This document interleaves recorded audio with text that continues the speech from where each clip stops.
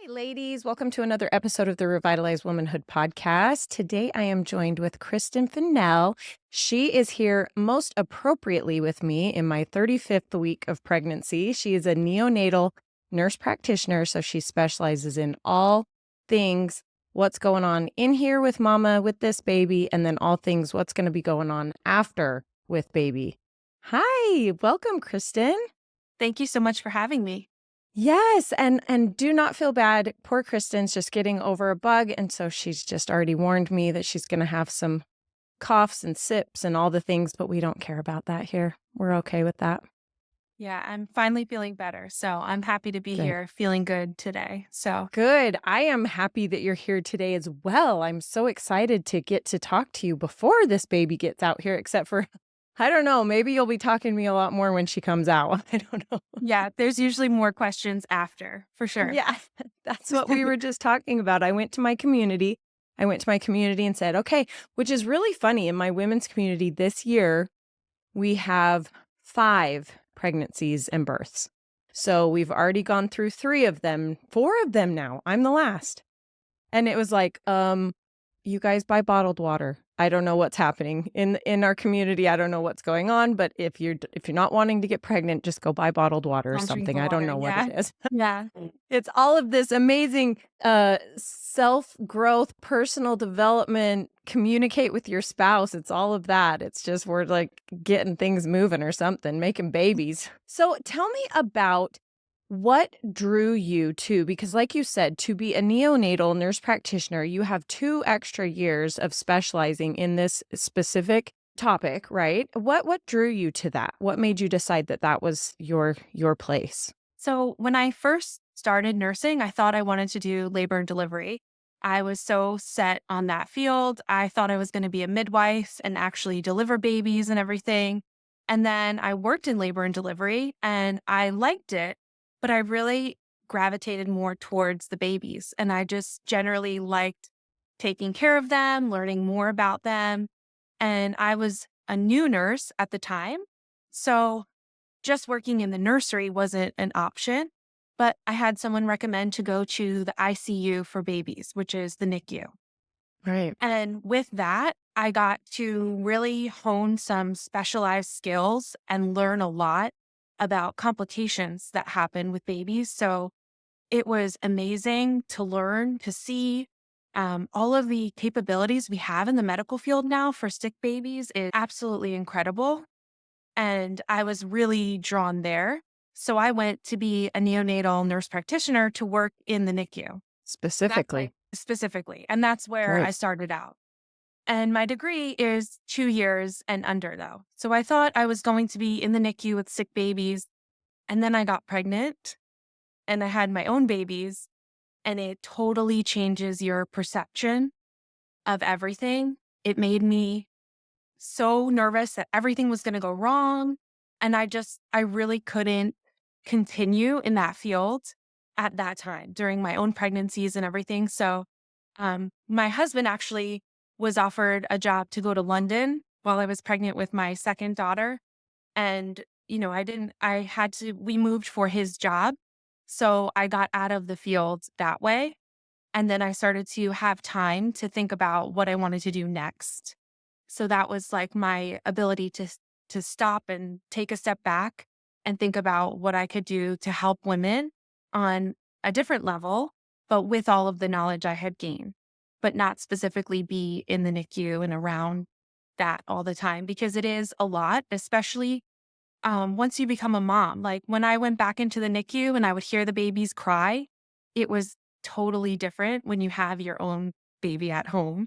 Yeah.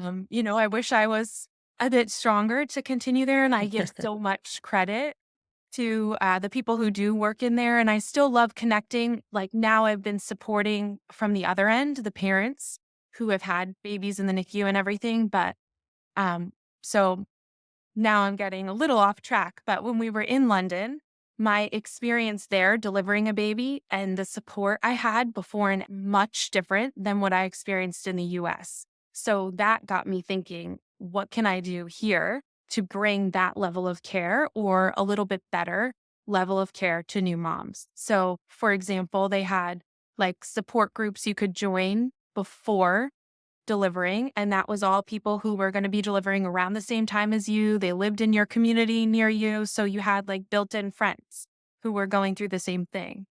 And then when I was in the hospital, I had a pelvic floor therapist come to the bedside and teach me different exercises and tell me what to look out for if I had any issues.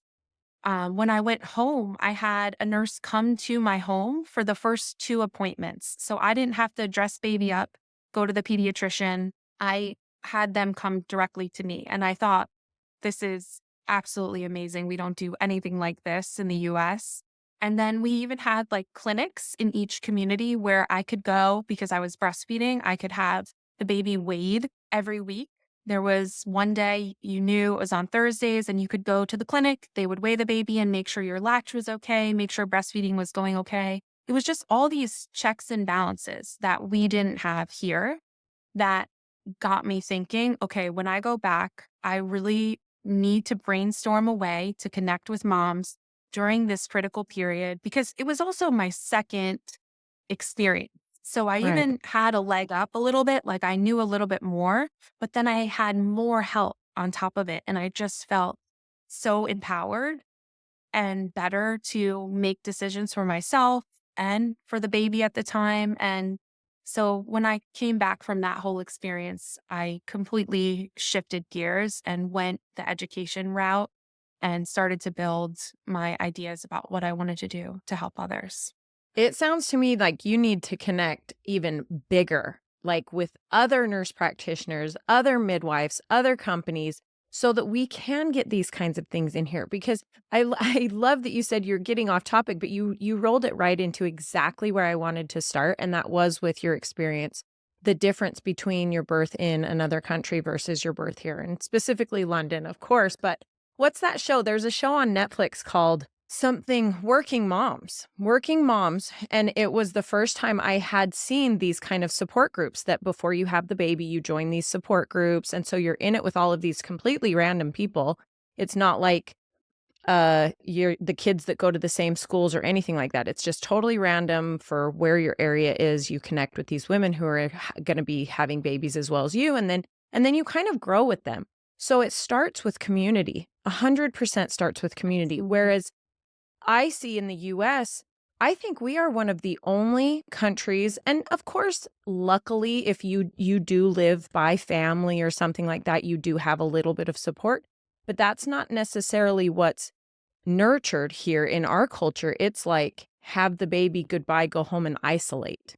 That's more the the Right. the vibe, right?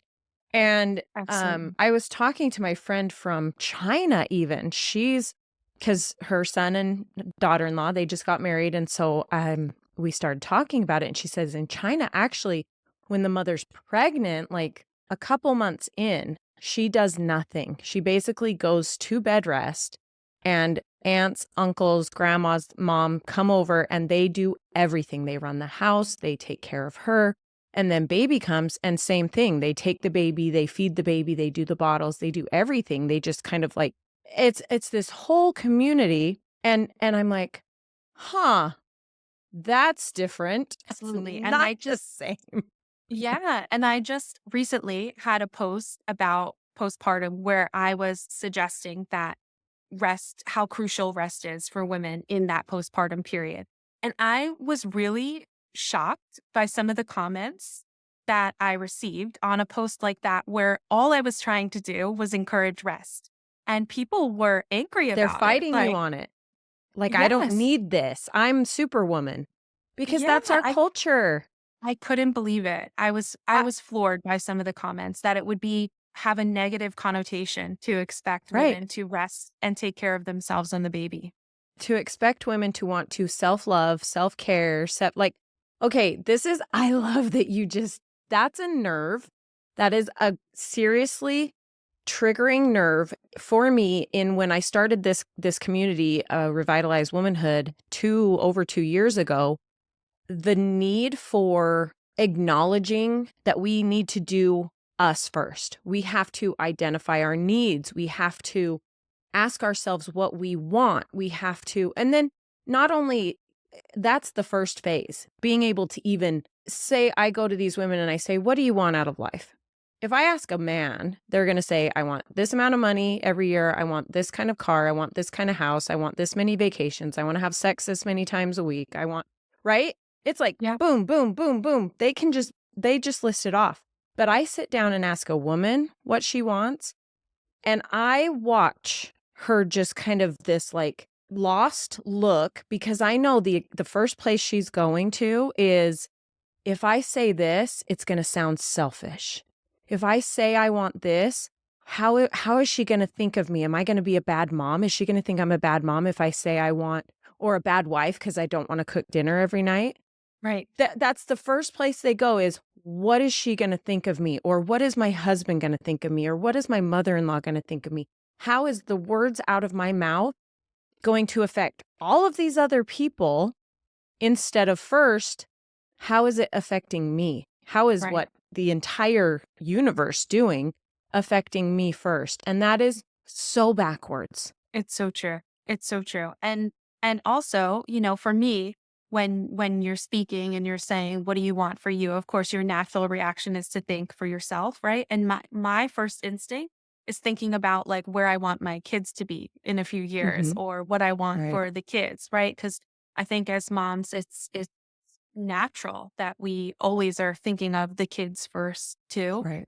And that's another piece of it that I really try to encourage when I'm talking to clients and in my class of, hey, I've been there, I've been through it. And because you already have kids and this is another Mhm. experience you're going to have, right? You're adding to that. So you have that experience already to know that you cannot get through it unless you have that time for you too. And Right. the first time you can't even picture that you're going to put yourself first. But I think once you've been through it, okay, I have to do things for me to be able to Right. care for everybody else. I think it was on one of your posts, and I think it might have been when I very first reached out to you, because this is my fourth baby. I'm not like, I'm a seasoned mother, right? I mean, even though, except I will say, that is not all, that's, you still feel like you're new, right? It still feels Right. like a new thing every time. But so, fourth kid, and it was the first time I ever saw the placenta. It was like a picture of it flipped, where if you could see the inside of your body, why you need that rest, if you could see this gaping wound that is left on the inside of your body from your detached placenta, you wouldn't get up and overdo it. You wouldn't be doing the things you're doing. And I about died. I sent it to my husband because on my second baby, the first one I couldn't. He was a NICU baby. He was a 9-pound NICU baby. Oh, wow. And yeah, but so for him, I couldn't do it. I was just like on the like, stay in, everybody leave us alone, like, NICU train. But my second one, I was Sure. like, I got this. We're in, we're out. We were out of the hospital within under 24 hours. The insurance almost didn't pay for it because they were looking at it like it was an in and out procedure. And I'm like, no, I just had a baby. We were young and I didn't want the cost of all these hospital bills, because we'd just come from this first one with this, NICU bills and all this. And I was like, Right. nope, just take me home. I'm gone. Let's just go. Right. Well, we also at the time had 7 or 8 vacation rentals. And I don't know what it was, what the situation was, but one of them wasn't clean or something. And we had gotten a reservation. And I'm like, I'll just go clean it. In under 24 hours of delivering this baby, I was cleaning a condo, our vacation rental. And I thought, this is me being a martyr. Like, this is me showing my value, showing my worth as a woman to, like, these women that you're saying to rest, and they're getting upset at you saying, I can do everything, blah, blah, blah, blah, blah. And it's like, I look back at that and I think, you stupid idiot. Like, what were you thinking? You could have been hemorrhaging. And so then here we are on my fourth baby. I finally see this picture that you show, and I'm like, that's terrifying. I could have hemorrhaged, bled out, been dead on the floor. It's Yeah. insane that we fall on this badge of honor of, I can do anything. Well, guess what, ladies? Yes, you can do anything, but at certain specific times. Right. And, it's important that I always want to educate when I'm with my posts and not scare people too, right? So I want everyone to know that the placenta detaches and you have this huge wound that needs to heal. But your body does know how to heal it Right. efficiently, right? So your body knows how to clot it, how to build that scab and actually heal it completely. But the thing is, if we are not doing things to assist that healing, if we're doing things to go against what our body is trying to do. So if you're not resting, you can be actually ripping that scab off, right? So Right. exactly like you're saying, you can be affecting what your body is built to do by not resting. You can affect your immune system is lower during that period because your immune system is working really hard to heal you and to replenish all the nutrients and blood that you lost. So if you're going out, even, you're in a big crowd or anything like that after delivery, you're actually more at risk for getting uh, illness, bacteria, virus, whatever's out there, because your immune system is lowered too. So all of Right. these little things that if we are supplementing that healing, you'll be better off, right? And so that's what I want women to take away is that you can actually be empowered with education, right? Because I know some people saw that big placenta and they had this aha moment of like, wow, this is why I need to rest. Other people see it and they get scared and they're like, what did I get myself into? Right. Oh, So, poor things. I yeah, really appreciated it. I really did. And especially where this is my fourth, but when it was my first and second, this kind of stuff wasn't out there. Like this kind of yeah, information wasn't out there. And so, like I said to you, with when I go to my community and say, hey, I'm going to have this neonatal nurse practitioner on, what questions do we want to ask? You don't know. You don't know what you don't know. So you don't know what questions to ask until you are actually, something's happening and you're like, "Oh, I need to ask somebody this." And I love that we have so much for resources and that you are doing the work that you're doing, putting this information out there so that we do have this kind of information so that we can go forward with better comprehension of this is why I'm laying down after I have a baby, not just so I don't get a fupa or a pooch because everything will right. settle wrong. It's because I don't want to hemorrhage. Right, exactly. Yeah. And I was a nurse practitioner when I became a mom for the first time. So I actually had it the other way where I thought I knew everything. I'm like, oh, I deal with babies on a daily basis, right? did all this studying about infant care and infant wellness, and I should be totally fine. And I didn't prepare for things like getting a baby to sleep at home or, right? Um, or even like a feeding schedule or anything like that. I was so used to the NICU feeding schedule, which is so Right, not the same as a healthy full term baby at home. So right. I actually prepared even less for the things that I did need at home in place once I took my own baby home. And that's another reason that I realized the gap here and where we need education. That's so true. That's two different things. And not only, even if you weren't in the NICU, even if you were just in L&D and dealing with the regular babies in the nurseries, you don't know what's organic to their lifestyle. Mom Exactly. could work swings or graves and it could be totally different.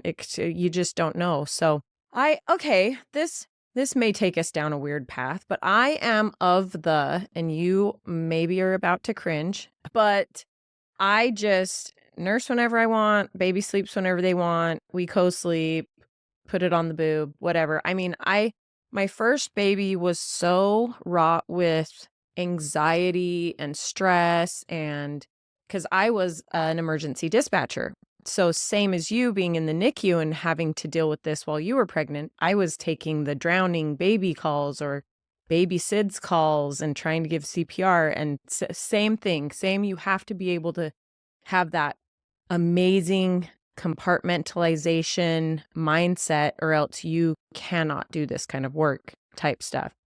And so there was another dispatcher in there as well. We had babies at the same time. And so we would pump about the same time at work. And I would just be in this compare game. She was pumping so much more than me. Why wasn't I pumping as much as her? Why wasn't I?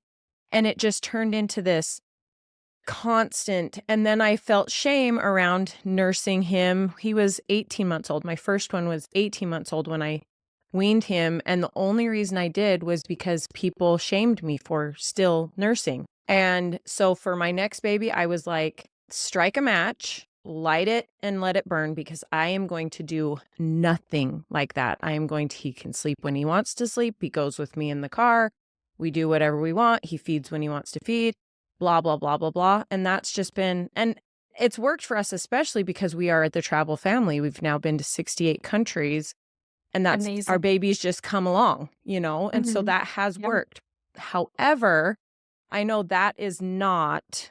So here's the question for all of that being said, long story long. In that, are there problems with that lifestyle that you Absolutely. see as a professional versus, because you could have either ends of that spectrum, right? You could have, I know people who are so scheduled that they don't do anything. They don't even live a life. They live by this tiny person's schedule. And I'm just like, okay, so how do we find that good balance? How do we empower moms to have a voice of their own and not, go too far to either side?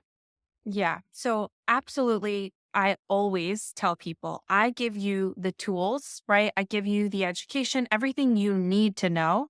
And then it is up to you to make the decisions for your family with the knowledge I'm giving you, right? So if you know your baby and you understand their cues, you know when they're hungry, you know when they're tired, you know when they're overstimulated and need to be calm and get to sleep. You need to be able to read your baby's cues and go by that. I am not a fan of strict schedules by any means, ever. And the only time I suggest to be more strict with the schedule is if you're having an issue. So if you're doing something and it's working for you, you don't need to be by the clock. 9 a.m. is the first nap, 12:35 p.m. is the second nap after the lunch and the whole routine. No, absolutely not. I think you need to be really, really aware of what your baby's cues look like. You want to know when they're hungry, when they're tired, when they're overstimulated, things like that, so that you can read your baby and adapt and intervene for things that they need at that time.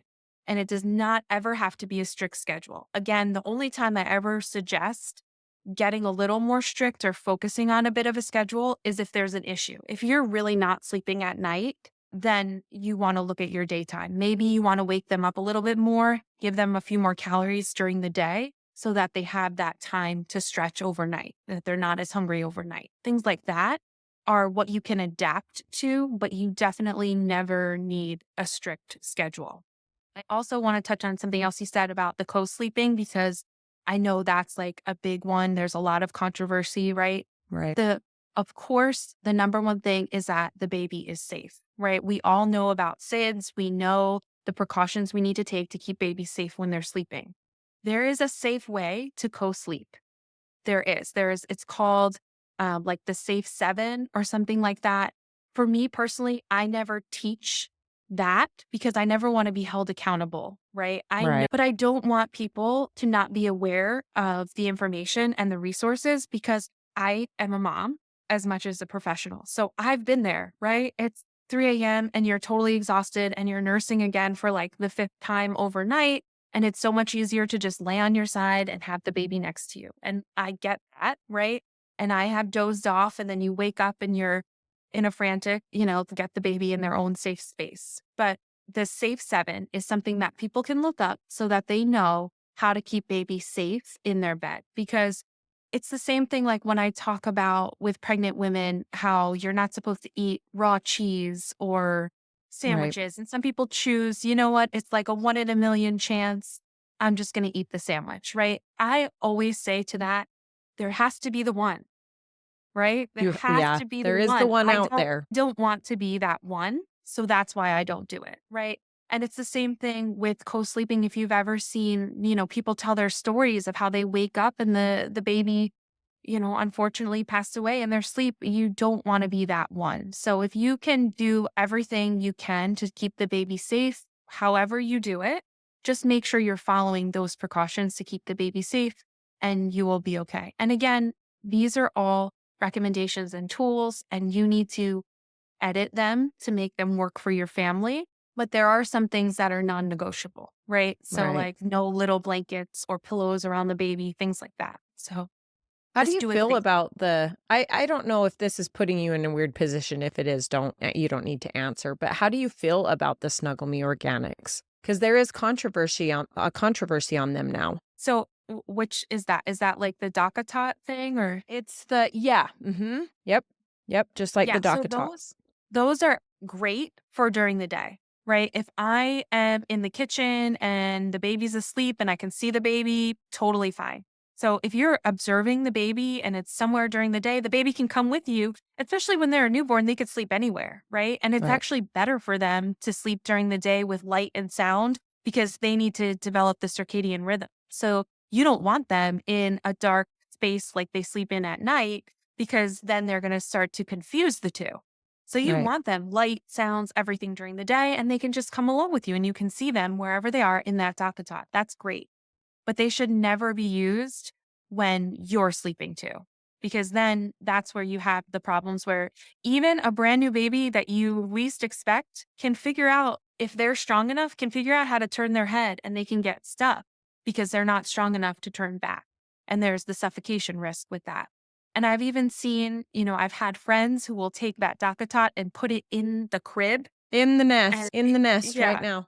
yeah. You So don't have a I baby yet, I would folks. It's just being stored. just storage is totally fine. But if you're not watching the baby, I would definitely not recommend anything like that where there is a potential suffocation risk. Even those inclined seats. So I know sometimes babies have like reflux and things, Right. and a lot of people will put them in something inclined to sleep. That's actually a suffocation risk too, because they don't have strong enough muscles in their neck. So they'll hunch over, and that can completely occlude their airway because they don't have the strength to hold their head up. So if you're watching them, you're observing them, you could see, right?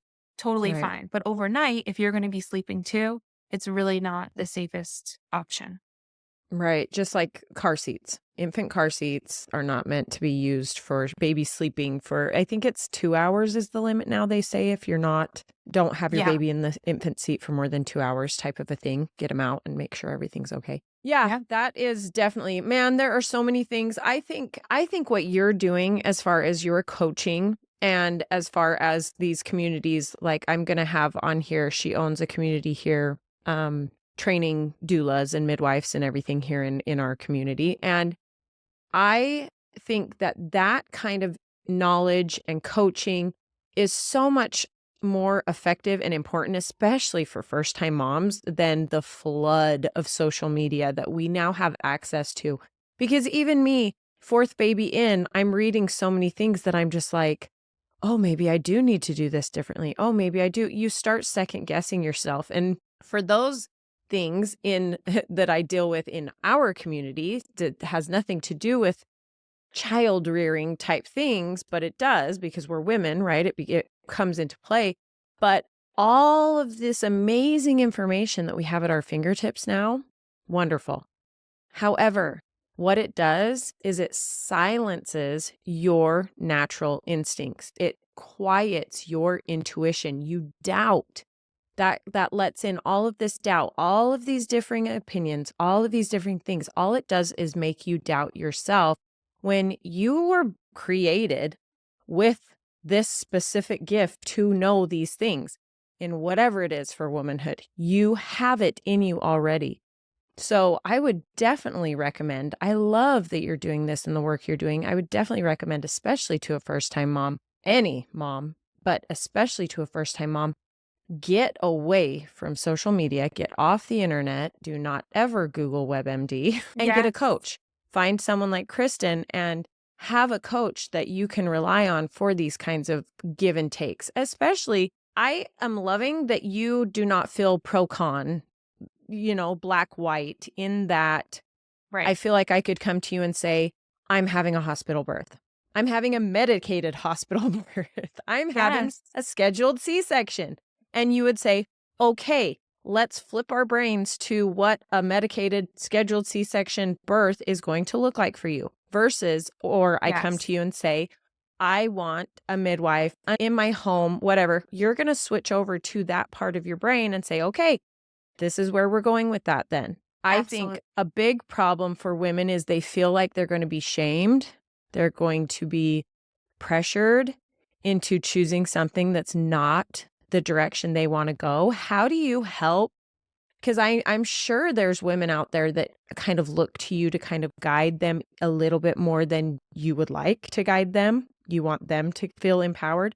How do you help them put this back into their own space? Sure. So I love that you notice that that is my way of thinking and how I approach things completely, because I am very much a person that believes there is always a happy middle, right? I Right. am not extreme about anything. I don't go completely one way or the other about anything. And I am totally non judgmental, anybody with what they choose for their body and their family.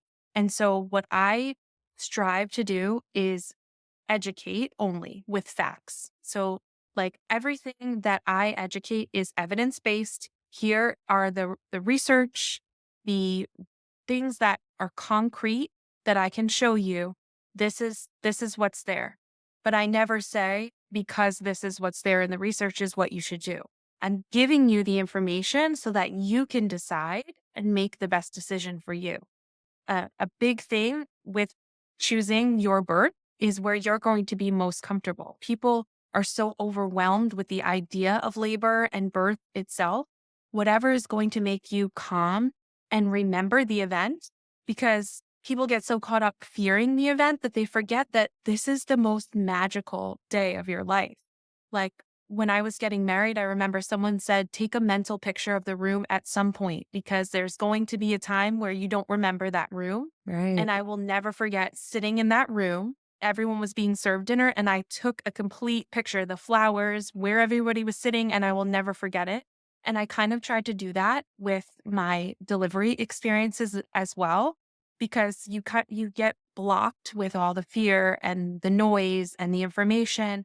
And I just want people to, exactly like you said, there's going to be people who have different opinions who are going to do it a different way. But like I constantly tell people, I cannot make the decision for you. I can give you the information that I have. I can share with you what I've learned from my experience, but my experience is never going to look like yours. Even if we both have a hospital birth, we both get an epidural, we both have a 7-pound baby, we Right. both go home on day 3, we could have the same story, the backstory, but it's still going to look so different. My mental picture is going to be so different from your mental picture of your day and your experience. And that's why I love hearing other people's experience. You can deliver at the same hospital and have the same nurse and even have a different experience. So, number one thing I always tell people is I can't make the decision for you, and I never will. So, if someone's saying, well, what should I do? I will never frame it, you should do this, right? I can tell you what I did and where my mistakes were, and I can give you all of the tools to make a decision for yourself, but I can't ever make the decision for you. I think that is so important that you just made that so clear that you need to, because any one of us in any situation in life, we could come out of it with two completely different perspectives. My husband and I can go to a restaurant, order the same thing, and we're going to come out of it. He's going to, we just did this. Where was it? Oh, we did. We were on our food anniversary. We went into this restaurant and I ordered this, whatever, oat pancake with apple cinnamon something or other on it. I'm like, oh, this sounds amazing, right?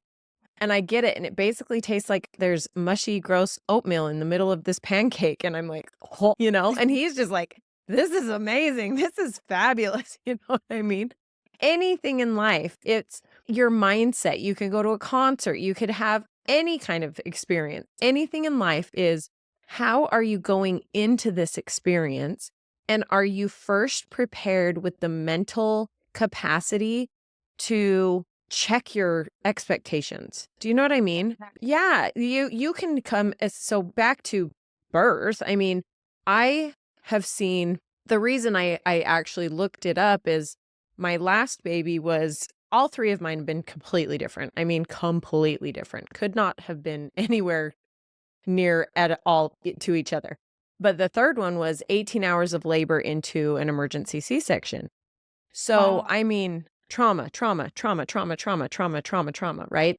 From the medications to the whatever, to starving to death, to getting Yeah. in there. And now that being just like, what is a C-section? I'm going to die. What's happening? I mean, just could not even. And so afterwards, I looked up people's birth plans around C-sections, people that knew that they were going to have them, because I was fine. I was fine, but I was postpartum depression, and I think that that contributed to that severely because I Absolutely. did not have the information.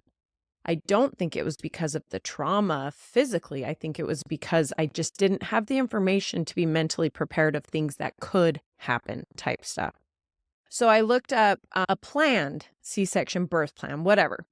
And similar to other birth plans, they want this to happen. They want this to happen. They want this to happen. And I was like, oh my gosh, I didn't realize there were so many different ways to prepare for even a C-section that you kind of think of as a sterile white room. And it's like, bam, bam, bam. It has to be done this specific way because it is a surgery, right? It's a big surgery. And it's like, no, there are different things you can take into account for these kinds of things. That being said, that would have been beautiful to prepare for. But that being said is you have to be able in life, but especially in birth, I think, to kind of just go with the punches. Like if you are so rigid, I can't think, you poor nurses, I can't think of anything worse for you when you get a patient, but also on the other side of that, a nurse that is so rigid that will not give, right? Both of Yeah. you, if you go into this with this is what has to happen, then guess what? Just like in anything in life, you are going to be disappointed. You are going to be upset. You've just lost your ability to make this an incredible, magical experience. But if you can go into it saying, I hope this happens, but also, what if it's something you never even expected and you come out of it like, whoa, holy cow, I just did that unmedicated. Like, I didn't expect for that. I was totally getting the epidural and then, right? Think Yeah. about the things that happen when it's unexpected miracles or whatever. But that's Right. my biggest advice for women going into these things is you have to be able to go with the flow to a point where everybody's just the sole purpose is your health and this baby's health, right?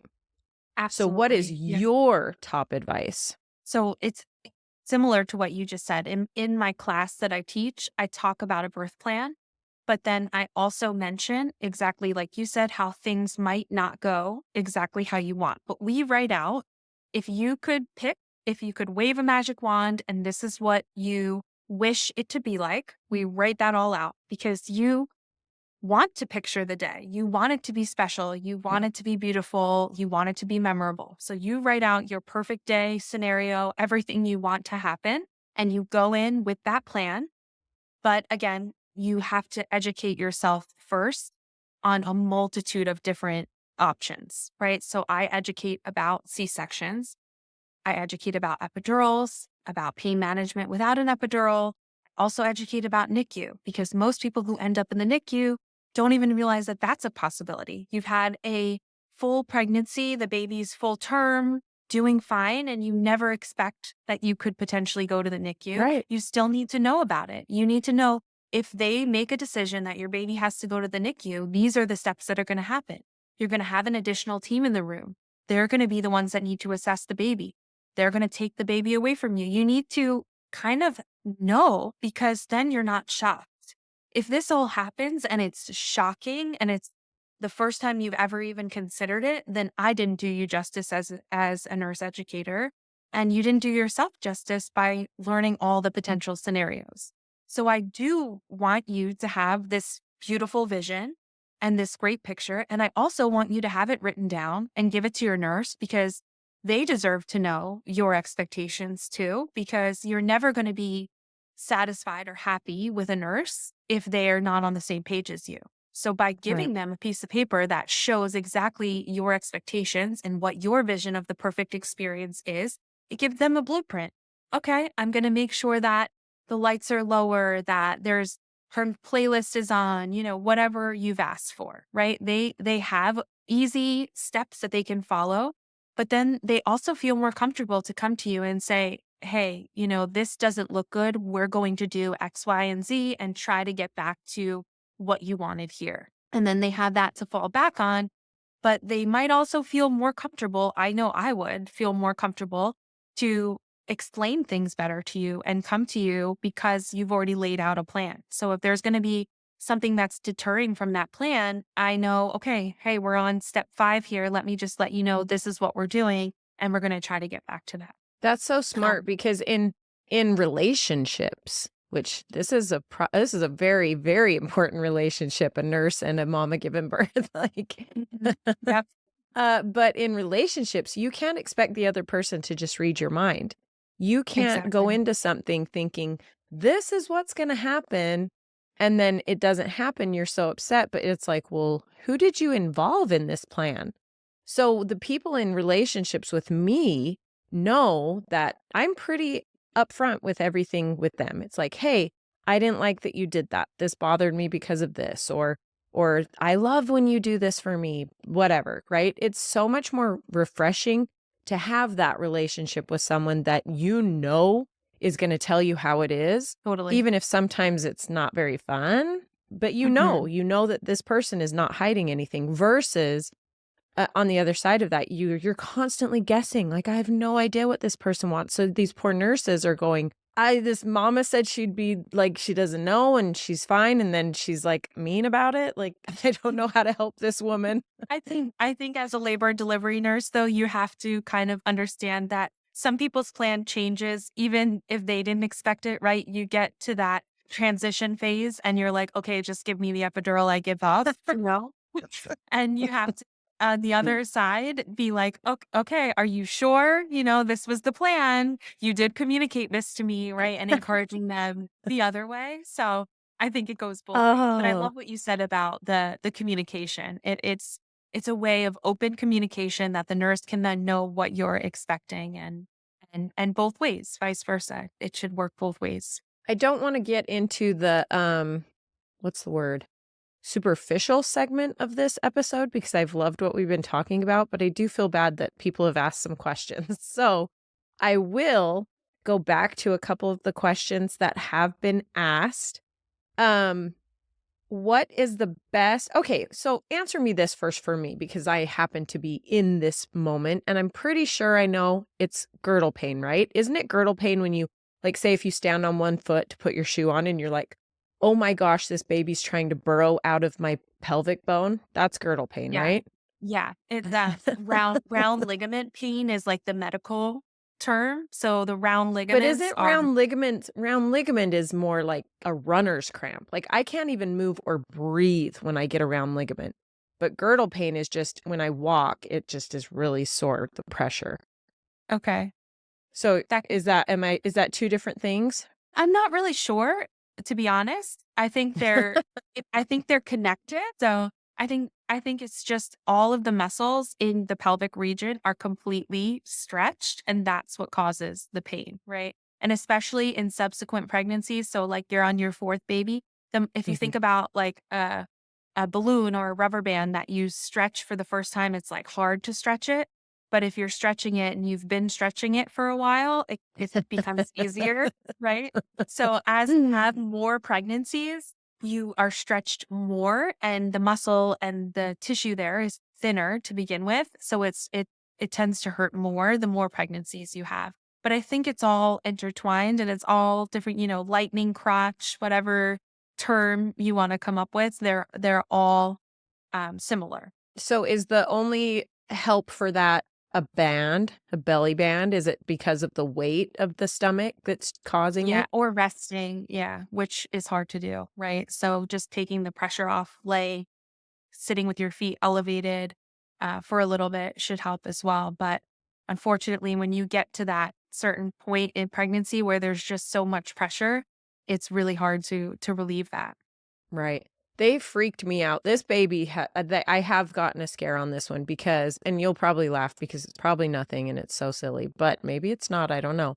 But we just went in for her because I'm old. I'm geriatric. So I just got my second anatomy scan done and she could not get me a good picture of her face. I mean, it was like looks like Shrek. And she said, so the sweet doctor finally explained, well, there's no fluid around her. She's basically pressed up against the placenta like a Garfield cat on a car. And I'm like, that's terrifying. Is that okay? Like, they didn't It seem actually concerned. Yeah, no. So, it's funny. It seems like it's scary because as soon as baby comes out, the first thing they tell you, right, is SIDS and don't let their face be Right. pressed up against something. But when they're inside of you, they're actually not breathing on their own anyway. Right. So they're not breathing through their mouth and their nose. All of the oxygen that's going through their body is coming from you. So they could be pressed up against But anything, this and as long poor as they're thing. connected to you, they're not breathing, so they don't really need their mouth and their nose to breathe. They're getting everything they need from you. That brings me to my next question, which I've never thought of. Thank you, internet, for letting me know all of these things.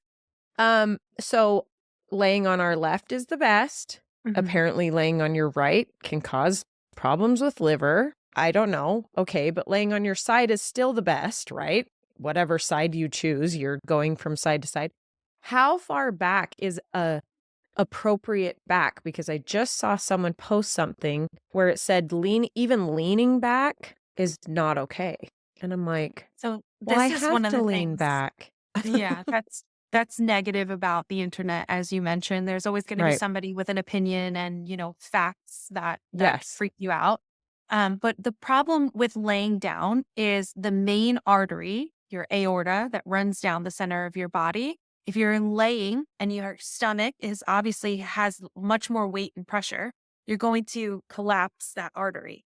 So that's where the issue is. So, yes, even just reclining back might collapse it a little bit.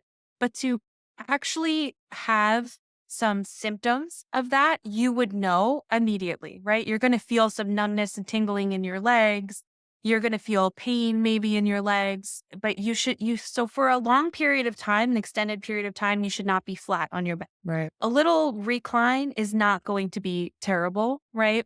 And like some people freak out because they wake up and they've been sleeping on their back and they're like, oh no, something's going to go wrong with the baby. That's not the case. It's more, and your body would probably naturally wake itself up if you were in danger, right? Because we have adrenaline and all that. Your body can sense that something is wrong.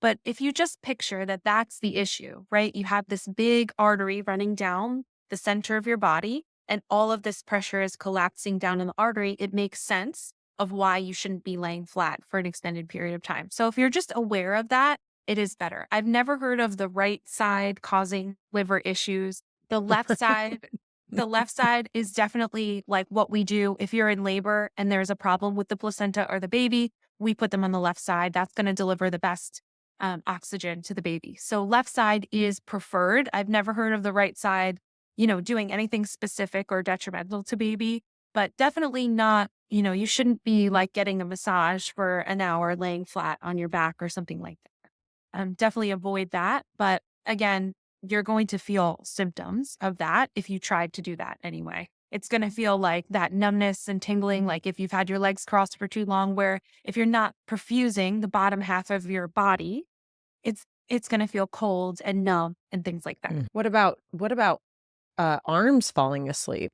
Like, even if you're not laying on them, like, even I can do my mascara for 3 minutes and my arm will fall asleep. I'm like, Yeah. oh dear. Yep. Yeah. So it has to do with the extra blood that you have in your body that has to supply baby and also prepare you to lose blood during delivery. So you have a lot more blood circulating in your body. So that's harder for your heart to pump around. And then also your vascular system doesn't react as quickly as it should. It's a bit looser. All of your vessels are a bit wider and looser. And that has to do with the hormones that are making your muscles wider and looser to accommodate for baby. So it can't just only affect your muscles. It then affects your vascular system too. So if you don't have a tight vessel, it's not going to pull the blood to the area and be able to pull it back as efficiently as it would if you were not with all these extra hormones, and the amount of blood volume too is higher. So it's totally normal. It's uncomfortable. And it's like one of those Instagram things I've seen where you go to the doctor at this far along in your pregnancy and you're complaining about all these things. And they're like, yeah, it's normal. It's all normal. right? All these odd things. I've I've actually it's my husband comments a lot and he's like, "You never complained about anything with the boys." So I have 3 boys and all of them pregnancy, easy breezy, great, no big deal. I mean, the deliveries were all hilarious and different, but never a weird moment during pregnancy, just happy go lucky. And then this one is just been like, "What is happening to me? What is happening?" And of course, it's my girl.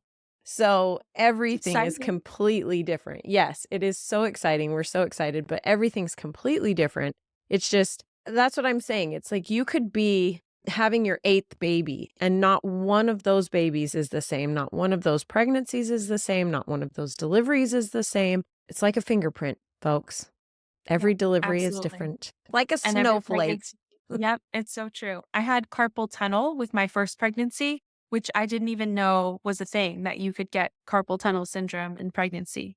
Again, things that I learned my first time around too. But then I never had it again with the other 2 pregnancies. So I had like wrist guards that I would sleep with and everything because I would wake up with completely numb, painful hands from Oh carpal my tunnel heck. syndrome. And then I never had it again with the other 2. Isn't that weird? It's so I love it. I think it's bizarre and weird, and I just love it. Another question was, any help with hip pain for sleeping? Hip pain, you know, how you have to flip back and forth and back and forth. Is it the pillow between the legs? Is it like what can help alleviate that? Yeah, so the pillow between the legs will straighten out the spine. So that does kind of help because then with a straighter spine, it will take some pressure off the bottom hip. Um, Trying to sleep like more upright so that there's not so much pressure on the bottom half of your uh, body as well. So, like, I sometimes at the end of pregnancy had to put like a pillow behind my back because I had that hip pain too. And I'd have to sleep like upright instead of leaning on my sides because we mentioned like you don't want to sleep with your back flat, but I couldn't Right. sleep side to side. So I would like even those pillows that have like the armrests, something like that, Oh, I kind yeah. of made that for myself. I had like a pillow here and then 2 on the side to kind of like sleep like this, or I would sleep like sometimes on the couch instead of the bed so that I could at least be comfortable enough to sleep, but sitting upright instead of side to side does help too. Um, that's a chiropractor sometimes can help, what is that? Acupuncture. Sometimes acupuncture can help too, but they have to be really careful when you're really pregnant because there are some points that they could hit That will that induce. exactly. Yeah. So you have to be really Mm. careful with that. Um, but unfortunately, heating pad, maybe if you're like struggling when you're walking and stuff, I always loved a heating pad too. I think that really helps kind of relax the muscles a little bit. Oh, yeah, hot bag. Hot bag. That's a good idea. Put a hot bag on your hips as you're going to bed. My bed Mhm. looks like my husband calls it my hospital bed because I have severe heartburn. So I've got like 8 pillows keeping me upright. Like this baby better have a full head of hair. I don't care Yeah. what it is. Oh, anyway. Well, thank you so much. I've loved all of this information. I absolutely loved the direction it went and all of your information. You're so smart. Listen to you. You're so well educated in your area. And that I think is because you are absolutely passionate in it. And I will support you in continuing and expanding to get these same what you learned in London, these same programs incorporated here in the US because I think it is detrimental. This with this pregnancy, I didn't even know about pelvic floor with any of my others. I didn't. I'm a Isn't that 42-year-old crazy? woman. I'm Yeah. this old before I even so my insurance happens to consider it as, physical therapy, so it is included, thankfully, but that is not the case for everybody, and so, uh, these kind of just being aware of the knowledge and the help and the coaching that is out here for these kinds of things is incredible. Where can my listeners come find you? Where's the best place to find you? So my Instagram is from one mother to another. And I have a page on there. I have an email, Kristen.Finnell, nnp@gmail.com. If you just want to email about classes or coaching, or just questions you may have, you can email me. But the best place is definitely my Instagram page, From One Mother to Another. Yeah, we're going to put that all in the show notes as well, because I think you have a live coaching coming up soon, right? Do Yeah, you? so I have a live class on Thursday. You have a live class coming up. And so this won't come out for a couple weeks. So we definitely want to get all of these women on the newsletter so that they can know of upcoming classes, because they will miss this one in particular. But thank you again Yeah, so I much for being generally here. teach them. Oh, sorry. I Oh, no, teach you're them good. twice usually, Oh, yay. but because of the holidays, I only have one Right. this. So Right. Perfect. Okay. yeah, Well, then starting in January, they can watch for that, and just make sure you're on the newsletter or whatever. Go sign up for whatever it is that Kristen has. And if you need any help getting connected, I'm happy. I'm here as well to get you all connected. I am a bridge person. That's what I do. So thank you, Kristen, again for your time. I really appreciate it. thank you so much for having me. This was great. It was so nice to chat.